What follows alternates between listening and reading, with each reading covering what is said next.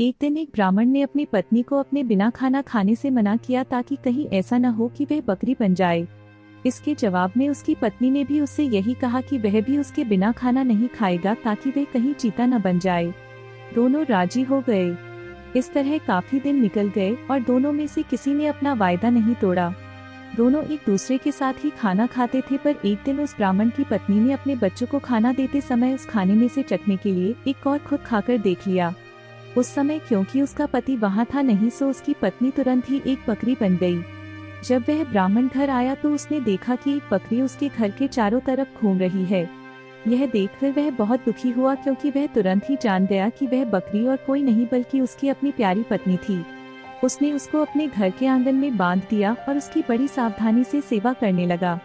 कुछ साल बाद उसने दूसरी शादी कर ली, पर उसकी दूसरी पत्नी उसकी पहली पत्नी के बच्चों के साथ बिल्कुल भी अच्छा व्यवहार नहीं करती थी। वह तो उनको खाना भी बहुत कम देती थी। वे बच्चे बेचारे बहुत परेशान रहते थे। उनकी बकरी माँ उनकी शिकायतों को सुनती रहती, पर वह बेचारी भी कुछ नहीं कर सकती थी। उन बच्चों की माँ ने यह भी देखा कि उसके बच्चे दुबले होते जा रहे हैं, इसलिए एक दिन उसने अपने बच्चों में से एक बच्चे को अपने पास बुलाया और उससे दूसरों को भी यह बात चुपचाप बताने के लिए कहा कि जब भी उनको भूख लगे तो वे एक डंडी से उसके सींगों को मारें। ऐसा करने से उसके सींगों में से कुछ खाना निकल आएगा जिसे वे खा सकते थे। बच्चों ने ऐसा ही किया। अब जब भी उनको भूख लगती तो वे अपनी बकरी माँ के सींगों में डंडी मारते, इससे उनमें से कुछ खाना निकल आता और वे उसको खाकर अपना पेट भर लेते। इससे धीरे धीरे उनकी तंदुरुस्ती अच्छी होने लगी।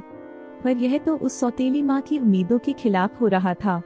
उसके सौतेले बच्चे तो बजाय दुबले होने के और ज्यादा तंदुरुस्त होते जा रहे थे, जबकि वह खुद उनको बहुत कम खाना देती थी।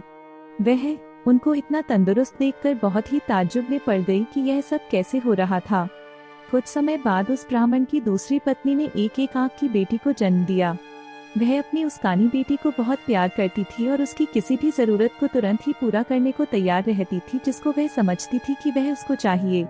कुछ दिनों बाद जब वह लड़की काफी बड़ी हो गई, चलने फिरने लगी, बोलने चालने लगी, अच्छी तरह बात करने लगी, तो उसकी माँ उसको दूसरे बच्चों के साथ बाहर खेलने के लिए भेजने लगी।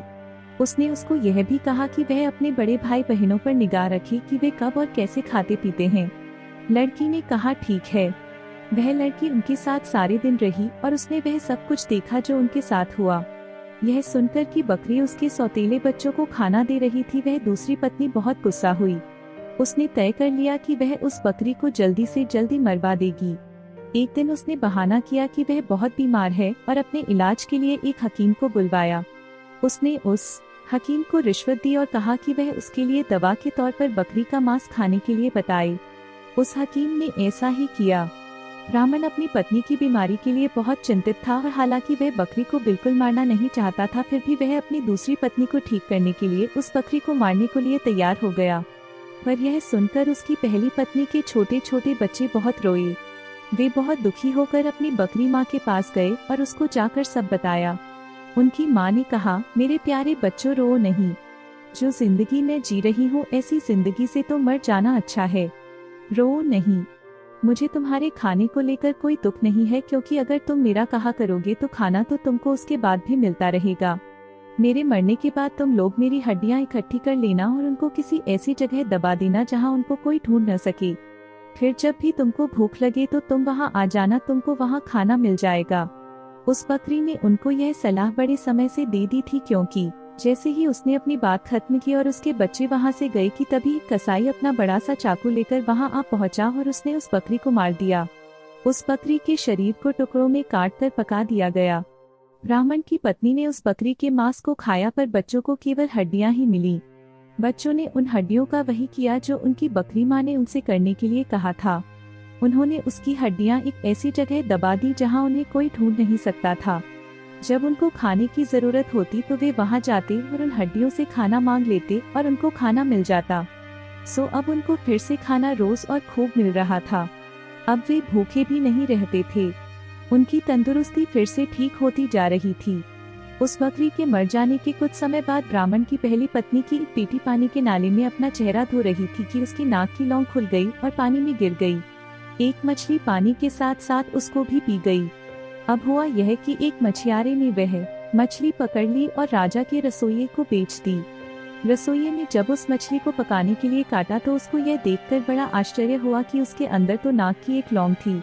वह उसको लेकर राजा के पास गया तो राजा को भी उसमें रुचि हो गई। राजा ने अपने राज्य में यह मुनादी पिटवा दी कि जिस किसी की भी नाक की लौंग खो गई हो वह उसको राजा से आकर ले जाए। कुछ ही दिनों में उस लड़की का भाई राजा के पास आया और बोला कि वह नाक की लौंग उसकी बहन की थी। उसकी यह नाक की लौंग उसका चेहरा धोते समय नाले में गिर पड़ी थी। राजा ने उस लड़की को बुलाया तो वह उसकी सुंदरता और अच्छा व्यवहार देखकर इतना प्रभावित हुआ कि उसने उससे शादी कर ली। उसके परिवार की भी खूब सहायता की। और हाँ दोस्तों, अगर हमारी कहानी आप सभी को पसंद आती है तो एक लाइक और सब्सक्राइब जरूर करें। नमस्कार, जय हिंद।